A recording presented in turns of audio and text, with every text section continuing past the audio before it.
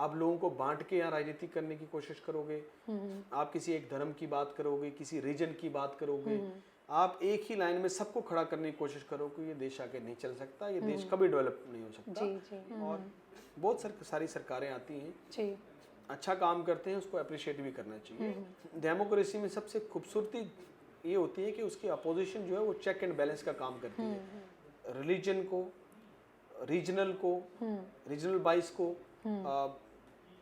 Cast को, इन सब चीज़ों को छोड़ के हमें ऊपर उठना होगा, हमें अपने देश का सोचना होगा। अगर अच्छे लोग पॉलिटिक्स में नहीं आएंगे, नौजवान पॉलिटिक्स में नहीं आएंगे, तो आप कहीं ना कहीं जो है वो उम्मीद नहीं कर सकते कि अच्छे आपकी देश के लिए जो है वो फ्यूचर बेहतर हो सकता है या अच्छी। नमस्कार, आप देख रहे हैं स्टेट टाइम्स और मैं हूं अमर चौहान। आज स्टेट टाइम्स पर बातचीत करने के लिए हमारे साथ मौजूद हैं Indian political activist Mohammad Shahnawaz Chaudhary. Shahnawaz sir अलग अलग एरियाज़ में अपना पूरा योगदान दे चुके हैं। जम्मू यूनिवर्सिटी के साथ भी इनका बहुत पुराना नाता रहा है और अभी ये डीडीसी मेंबर हैं सूरनकोट ए कॉन्स्टिट्यूएंसी के। सर बहुत बहुत स्वागत है आपका। Thank you. सर 2009 में एक नेशनल टैलेंट हंट के ज़रिए आप NSUI के ऑल इंडिया जर्नल सेक्रेटरी रहे हैं। सो कैसे ये जर्नी रही आपकी तब से अब तक की? देखिए, आपने बड़ा अच्छा सवाल पूछा।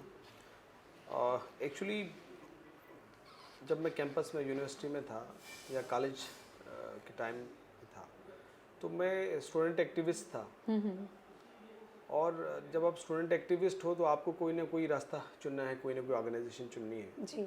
तो ऑफ कोर्स NSUI एक नेशनल स्टूडेंट ऑर्गेनाइजेशन थी और जो देश में सबसे बड़ी ऑर्गेनाइजेशन है स्टूडेंट्स की, जो बड़ी एक सेकुलर ऑर्गेनाइजेशन, तो वाकई जो स्टूडेंट्स के राइट्स के लिए लड़ती थी, तो नेचुरली मैंने वो ज्वाइन किया। बट क्वेश्चन ये था कि क्या यंगस्टर्स को पॉलिटिक्स में कोई कैरियर है, और जवाब था नो। और लगभग चाहे हमारी जम्मू कश्मीर में या पूरे देश में जी। कोई भी पेरेंट्स जो हैं वो कभी नहीं चाहते कि उनके बच्चे जो है पॉलिटिक्स में जाएं जी। और चाहते हैं कि अलग अलग प्रोफेशंस में चले जाएं, इंजीनियरिंग कर लें, मेडिकल में चले जाएं या और कोई फील्ड चूज़ कर लें, बट पॉलिटिक्स नहीं जी।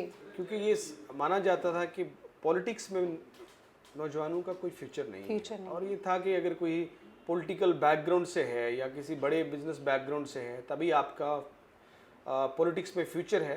अदरवाइज अगर आप आम बैकग्राउंड से हो, नॉन पॉलिटिकल बैकग्राउंड से, तो आपको कोई फ्यूचर नहीं है। इसीलिए कोई नहीं चाहता था कि उनके बच्चे जो हैं वो पॉलिटिक्स में जाएं। मेरे साथ भी यही केस था कि मैंने भी जब 12th के बाद लॉ चूज़ किया तो मेरे पेरेंट्स भी चाहते थे कि जुडिशरी में जाए, प्रैक्टिस करे, बट वो नहीं चाहते थे कि पॉलिटिक्स में जाए। बट क्योंकि मेरे मन में ये बात थी और मुझे शौक था हमेशा से, बचपन से ही दूसरों के राइट्स के लिए लड़ने के लिए, तो हम स्टूडेंट लीडर थे, तो हम लोग स्टूडेंट्स काज के लिए बहुत लड़ते थे, सड़कों पे हमेशा रहते थे।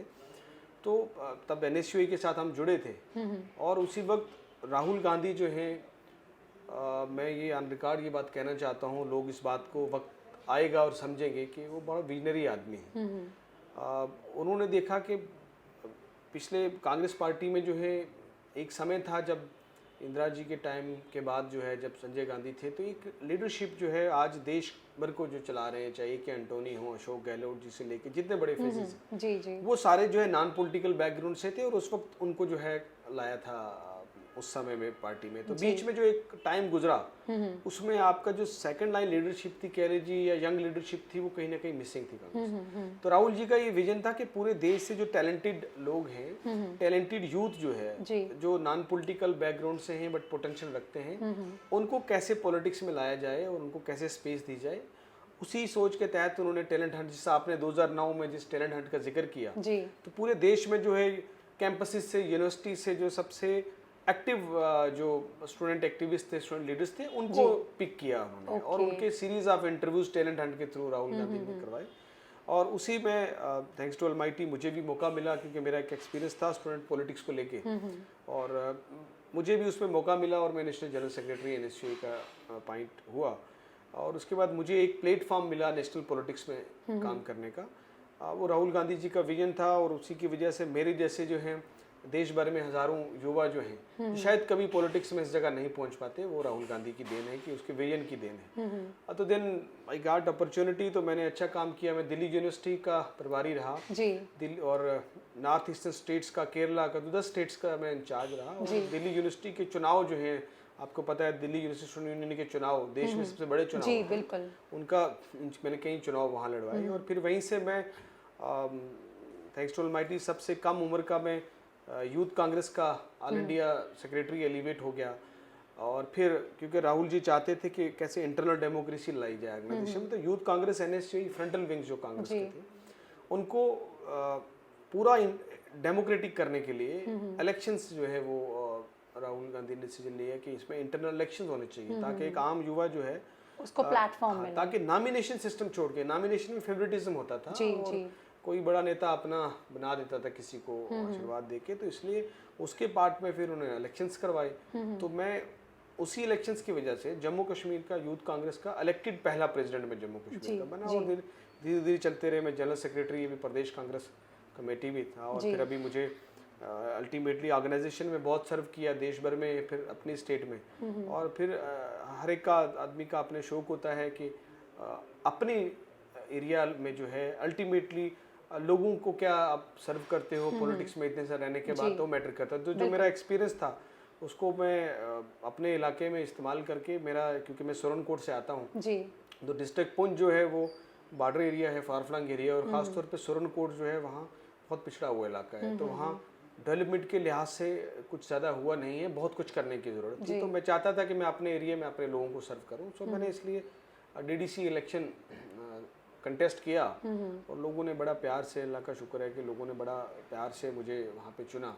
अब मैं पिछले 7-8-9 महीने से जो है ट्राइंग माई बेस्ट कि मैं काफ़ी सारे प्रपोजल प्रोजेक्ट्स मूव करके तो वहाँ सुरनकोट के डेवलपमेंट के लिए कुछ कोशिश कर रहा हूँ। तो ये जो आपने अल्टीमेटली सवाल पूछा था, तो ये राहुल गांधी जी का विजन था कि हम जैसे नौजवानों को मौका मिला पॉलिटिक्स में, और हमने नेशनल पॉलिटिक्स में और स्टेट पॉलिटिक्स में, और हमने परफॉर्म भी किया। हम जहाँ जहाँ हमें जो जिम्मेदारी मिली हमने परफॉर्म किया।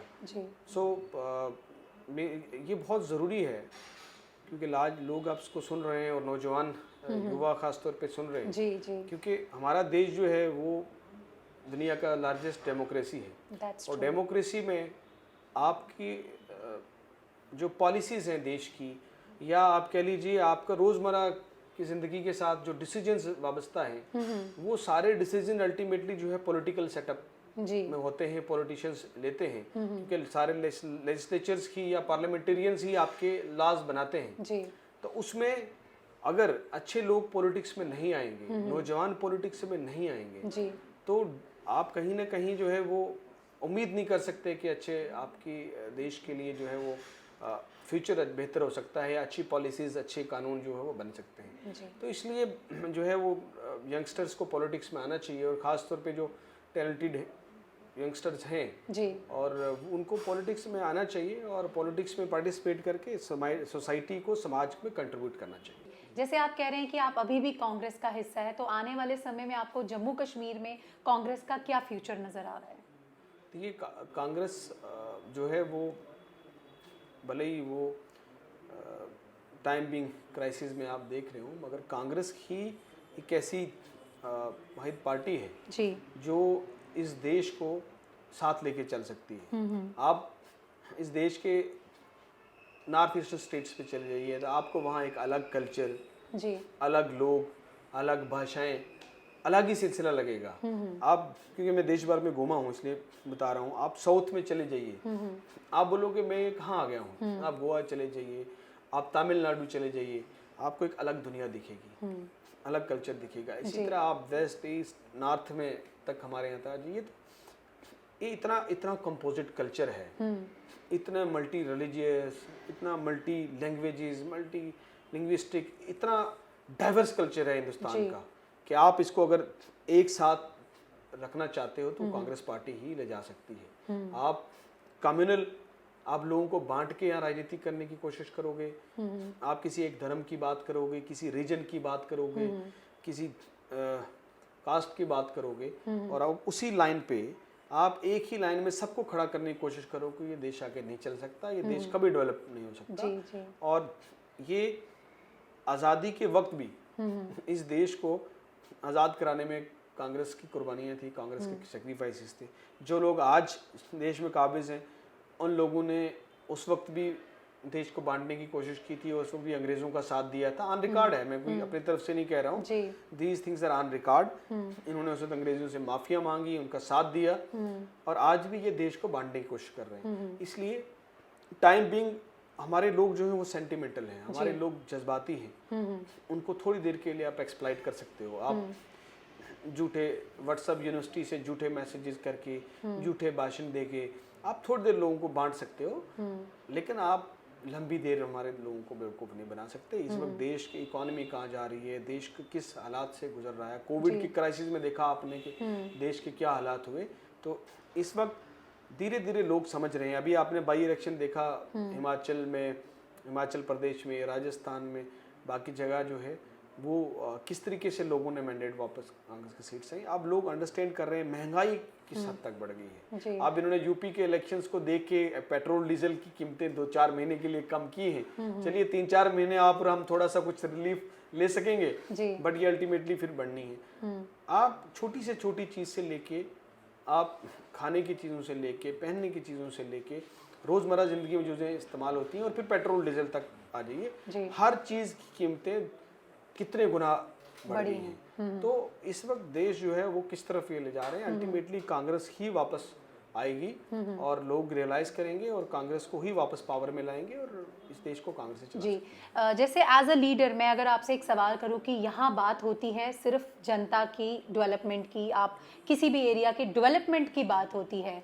तो क्या अगर बीजेपी के थ्रू ऐसी डेवलपमेंट होती है तो क्या उसको एक्सेप्ट किया जाएगा, या फिर कांग्रेस, बीजेपी, अदर पार्टीज का वो हमेशा रहेगा कि नहीं हम ये करना चाहते थे तो ये कैसे कर गए, वैसा कुछ है?